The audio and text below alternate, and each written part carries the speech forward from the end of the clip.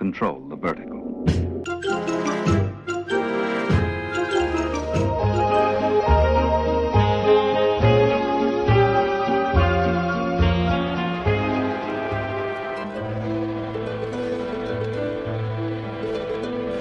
Welcome to Anthologic, the TV anthology podcast.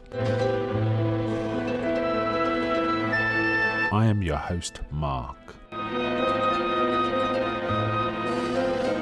Anthologic is a podcast dedicated to exploring the good, the bad, and the odd of horror, science fiction, and the best of mystery suspense anthology shows and series on TV.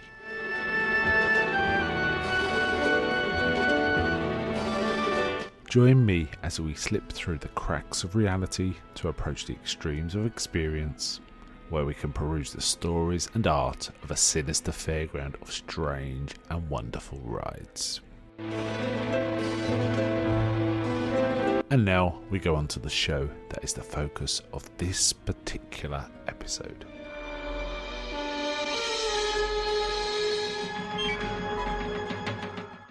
Welcome to this episode of Anthologic with your host, Mark. Today we're talking about a fairly recent anthology series that's landed on Prime maybe a month ago, just over a month ago. Recording this towards the end of January 2025, and this landed during December 2024. It is called Secret Level. It's on Prime. And it was on my radar because a few people I've known had told me about an episode that deals with Warhammer 30,000. A lot of people play those games, both the board games and the video games, and that's what attracted them to them. Now, the premise of this series is it's an animated venture, 15 short stories basically, each one from a different realm, universe within the gaming community. The one I'm going to talk about, the first one is actually Dungeons and Dragons, but examples of others are, as I said, Warhammer 40,000, Unreal Tournament, Pac-Man is an old classic, Pac-Man, Armored Core, and so on. And now, the creative force behind this series is Tim Miller, and actually I did not know this until I read up about it today. Tim Miller, but I did feel there was a connection. It did strongly remind me of Love, Death and Robots, the Netflix series, anthology series that I covered many episodes ago. Certainly covered the first season, I think. It's one of those rare ones where I actually did a season rather than just the first episode.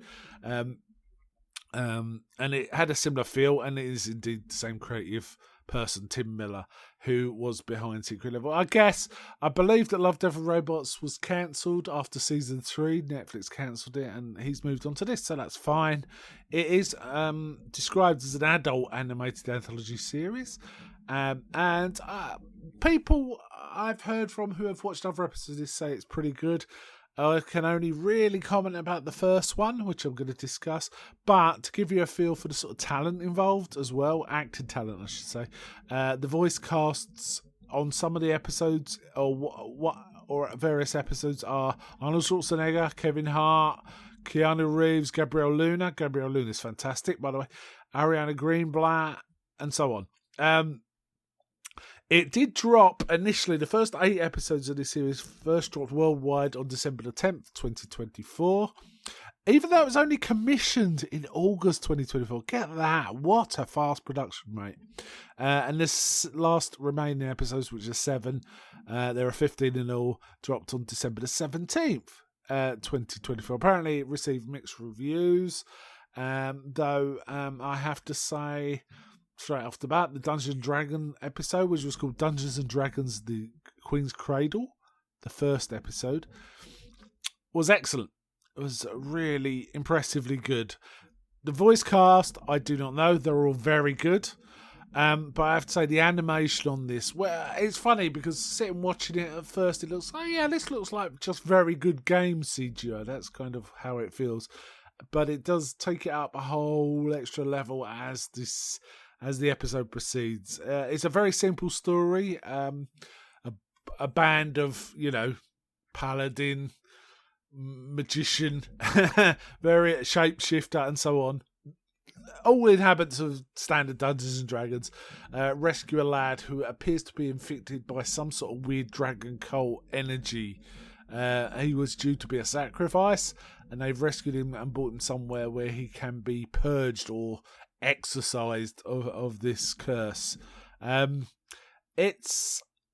I don't want to talk about the specific story any more than that, I don't think, because it would spoil it. But I have to say, the whole vibe of it was really good. It was really enjoyable. I think it recorded as 15 minutes or so long, but honestly, I think the last 3 or 4 minutes of the closing credits, obviously a lot of people involved in making something like this. So this is, I'd say, 11, 12-minute story in all. Really good, really excellent. I enjoyed this greatly, and as I say, everything I've heard about some of the other episodes sound good, though there are, as I say, mixed. The reviews apparently by critics was mixed on this, so I will be going on to watch the rest of this at some point. It did also get renewed straight after the drop of the second lot, the second lot of episodes, 17th December, it got immediately renewed for a second season. It must have been in production for. It does talk about it, sort of. I think it actually talks about it being announced in August at Gamescom. That's why I got confused. I think it's been going for some time. It's kind of worth seeing this, I would say. If you've got Prime, there's no reason why you wouldn't want to watch this, I would suggest. I am looking forward most, I think, of all the ones left, and I'll probably work for all of them, is the Pac-Man one and the Warhammer 40,000 one, which, as I say, friends have told me is a pretty good one. The average rating of this on Rotten Tomatoes and the like is roughly 6 out of 10. So, yeah, I'm going to guess some of the stories just aren't very satisfying. But I have to say the Dungeons & Dragons ones I was really pleased with. I thought it was really good, captured the whole vibe really well. If you like things like Lord of the Rings, if you don't know much about Dungeons & Dragons, but you like, Lord of the Rings and such like, you're going to like this. So, yeah. But some critics suggest that the actual scripts aren't very good. They kind of, I think, maybe they're trying to cram too much into each episode. It might be that, they've got a whole. These games some of them have been going for decades almost, and they've got a massive backstory stroke universe. And I guess if you don't try and cover that, but at least keep faithful to it, that's good enough, really. But maybe some of them went too far. I don't really know. Impressive series. I give it a thorough recommend based on the first one. I don't know what the rest's like, but I will move on to those very shortly. So yeah, Secret Level on Prime. If you've got Prime, why wouldn't you go watch this, or at least try one? If you have a favourite game, or you're a gamer of some sort, have a look and see which one tickles your fancy the most, and try that first, I would suggest. I am gonna wind it up there, but before I go, may I ask, is anybody out there?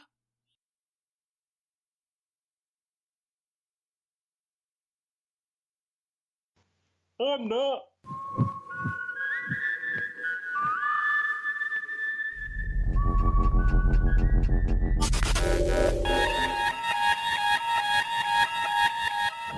We now return control of your television set to you until next week at this same time, when the control voice will take you to